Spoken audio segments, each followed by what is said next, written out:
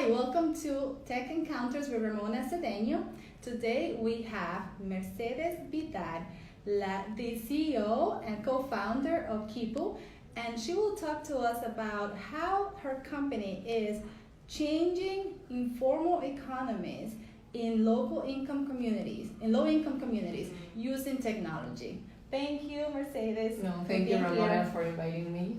Thank you so much. And Mercedes has a very nice trajectory as a student at MIT, as she has worked as a city planner. She is the founder now of Quipu, and I can't wait for her to tell us everything that she's doing for the local communities in Latin America, low-income entrepreneurs, and changing the way they do business today.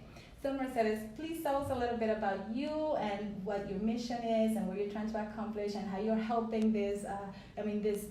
I come from Latin America and I know what you're trying to fix, which is a huge, I think it's a huge challenge, but it sounds like something that you're so passionate about, and I can't wait to hear how this is going to evolve. Thank you for the invitation. I'm very happy to be here. And well, first of all, I'm coming from Argentina. I've been working with microfinance and micro entrepreneurs in slums for many years. And once I came to the US 2 years ago to do a master in city planning at MIT and being exposed to new technologies and new ways of thinking finance and community development, I came up with the idea of Quipu with my co-founders. And in a nutshell, what we're doing is not changing the way they do business. People living in these low-income communities where when I say slums, maybe it's important to give a description of what I mean. I mean these places where people lack access to infrastructure, basic services. They are disconnected to the city sometimes, but at the same time, there's a lot of an economic activity going on in place. It says that annually $10 trillion are transacted in informality in these communities, right? Like everything you find in the formal city, you can also find it in informal cities, right? That is these places that we can see in all the developing countries. So by working with these micro entrepreneurs living in these places, I realized that all of them were using smartphones. They were using smartphones for Facebook, WhatsApp, social media. But their most important thing in their lives was bringing money for their families. That's why they're hustlers, and they run their businesses usually from their homes. And as I was saying, you can find whatever, right? You find the woman that handmade shoes, or you find the man that has a restaurant, or tailoring, plumbing, all the kind of services and activities. So we are now with my team. We spend time in Colombia co-designing the platform with micro business owners. And we reached to what is today Quipu, which is a marketplace through which people can buy and sell goods and services using local tokens. And now I can give you maybe more details, right? Yes. So you mentioned there is a marketplace, which is in some cases online marketplaces don't include the microfinancing or the fintech side, but you're combining a little bit of the marketplace. Technology and solution with some type of either payment processing or microfinancing. So how are you making that combination? Yeah, so first of all, maybe it's also important to say that in these places we found three main problems. Mm-hmm. The first one was the lack of information of demand and offer and where businesses were located. So that's the first problem that the marketplace comes to do, right? Mapping and connecting. The second problem was cash flow, money liquidity. There's a lack of money flowing in place, mm-hmm. and usually sometimes of the month where there's not enough income.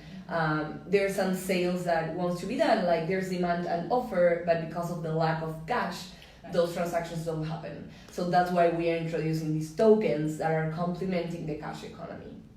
And it's like a trading system. It's like making bartering more efficient, if you want. And the third problem that we found is that there's a lack of access to capital.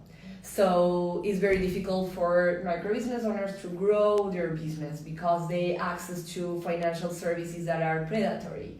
It could be from micro loans that are 45% interest rate or to like predatory lending that charges 200% or more.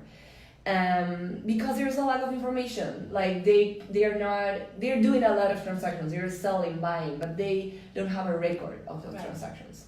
So what we are trying to do with Quipu is understanding that the micro business owner, the borrower, is part of a community, and they are buying and selling with each other all the time, every day, more than 3 times a day.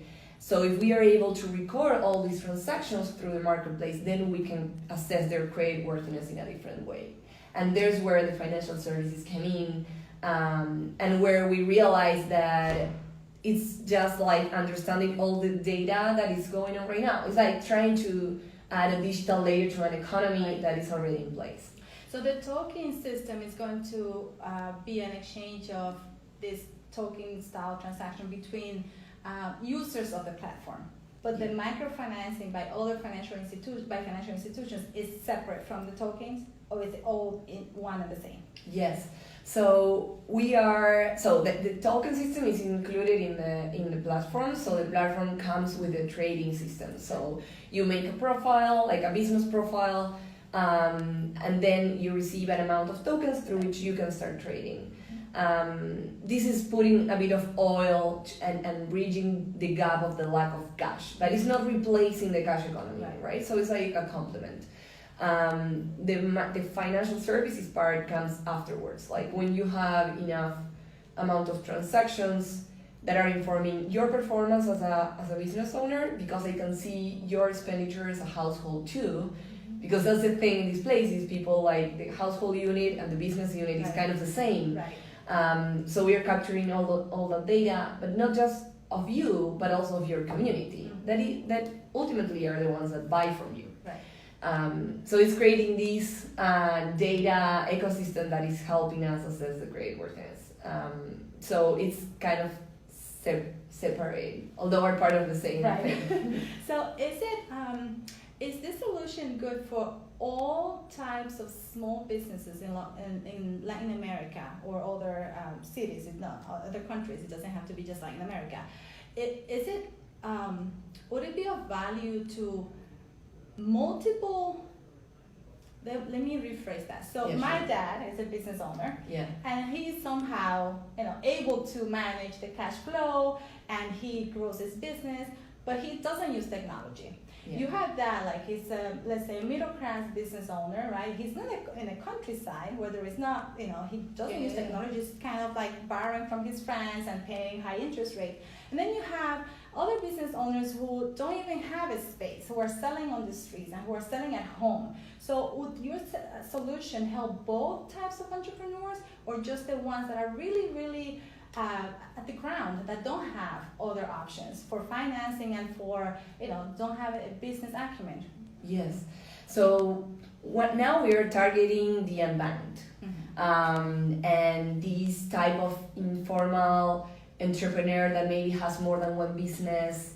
Like maybe it's like a childcare and at the same time sells cakes and at the same time, so like you have a profile, because in the Quipu app you can create your profile and you can have different businesses, for example. That's something that we realize of this informal economy, how it works. In the app also people can bargain prices.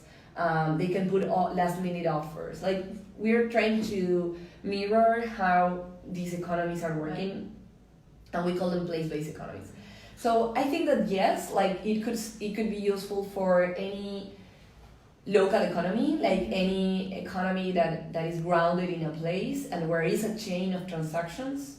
Now we are targeting like that type of micro entrepreneur that is now it's cash based, it's unbanked, and it's more like it's more attached to a certain place.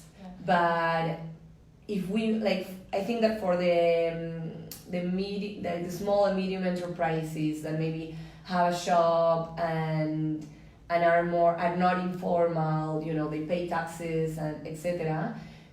They have other ways of showing their creditworthiness, or their transactions happen in a different way, I think. So for now we are targeting the unbanked and informally run businesses. Which I find so amazing that you actually are focusing on those types of businesses that have been a lot of time forgotten by large organizations and even sometimes the government. So what led you to focus in those communities when you could have gone anywhere and made a ton of money from other groups? Yeah. Well, I think it's a place. Not to say that you won't make money. I hope you do one day. No, sure.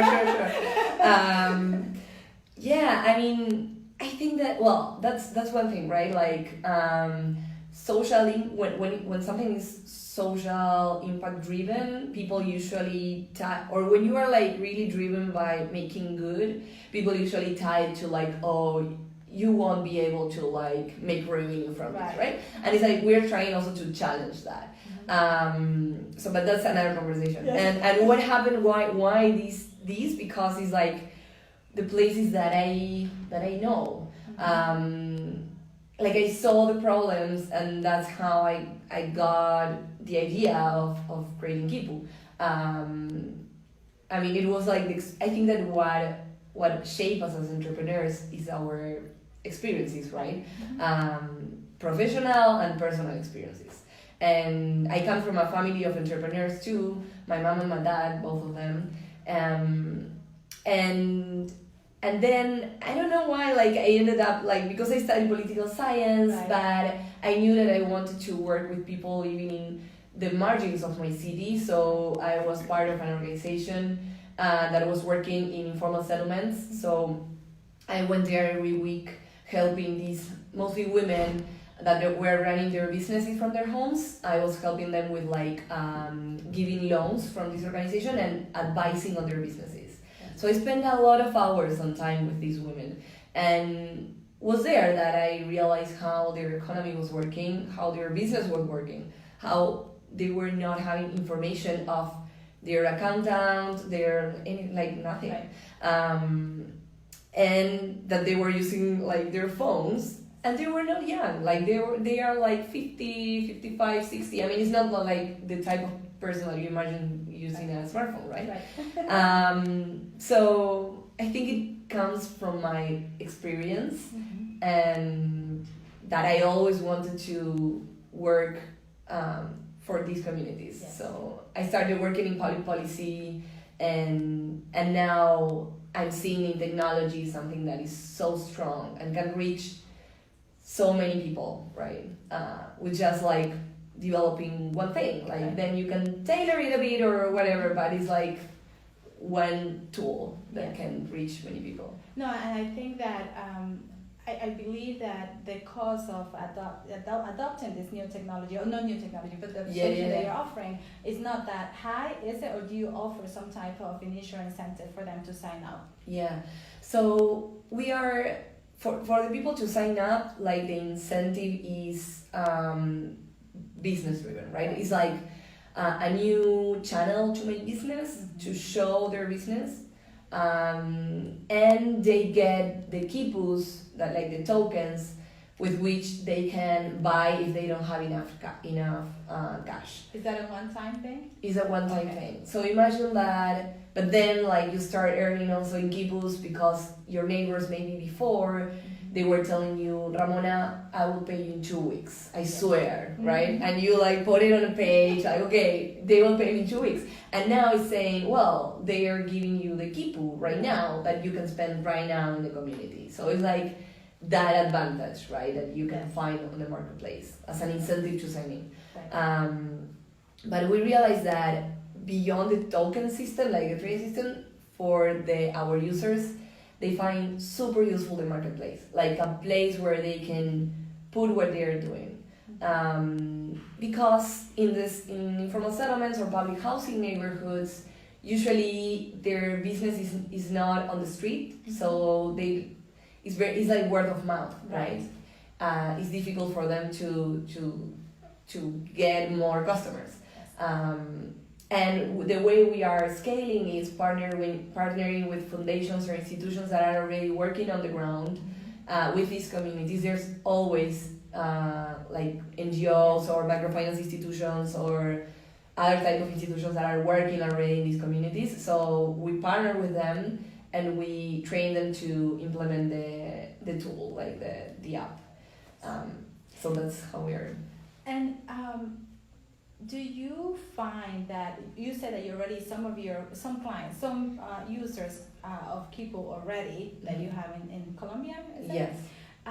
Do you find that they are actually using it at its capacity, or that it's helping them already improve the quality of their businesses and their lives? Yeah. So I cannot do that like impact evaluation yet because we are just starting. Right. So we've been designing the platform for a year now with a group of micro business owners. So what we did was first designing the platform on a literally like drawing, you know. After that, this was during I was studying. So I spent the summer, then I came back to school for my second year of grad school. We developed the prototype. Then we came back with a prototype, we did some workshops, we understood how this should look like. Then that iterated again, and this is the third iteration. So we are still, and we are on pilot mode for these months. So we are understanding how is that people actually are using it, how is that we should put more incentives to use it, and like we are, improving the platform till like, we have more months of pilot now. So I cannot tell you yet like, well, yes, this is making, this or that improvement. Fair, no, that makes sense. So as you educate the users of Quipu, are you at the same time working with financial institutions to bring awareness of what this will do for them, for the users, and how they might eventually qualify to get some microfinancing? Or is that a second phase? Yeah, so the partner that we picked for this first pilot is a microfinance institution in Colombia. And they're also a community development and engagement institution. So with them, we are already from the beginning, like we understood that the data that we were gathering would be helpful for a credit score. So this is like something that they want to include on their financial services. It's something that we need to design together.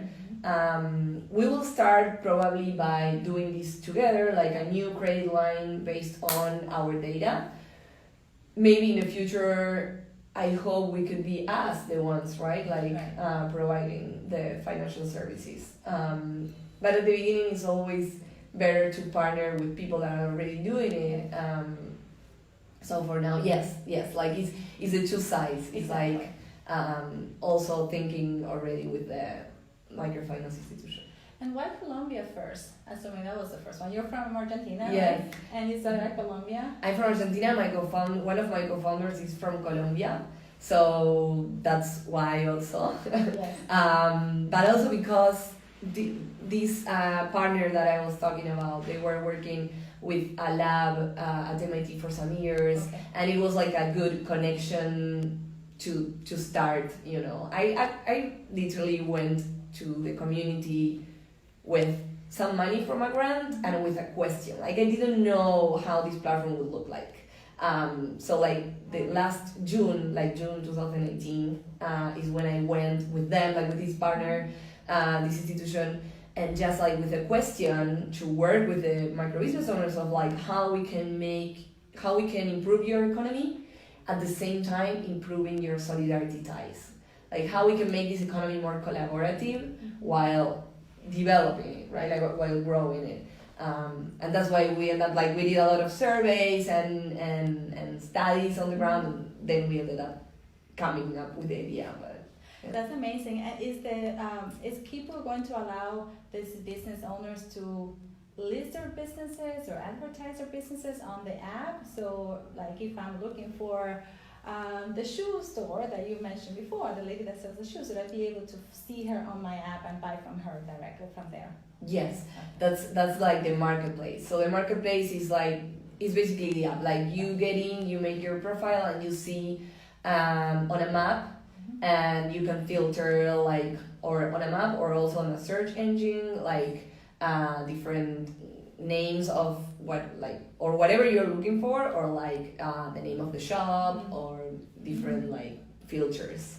And then you can get in, then I can show you, like, you can get into the business, you can see their products, you can see they have offers, and instead of buying directly, you can buy directly, or you can start chatting and ask for a discount if you want to bargain the prices.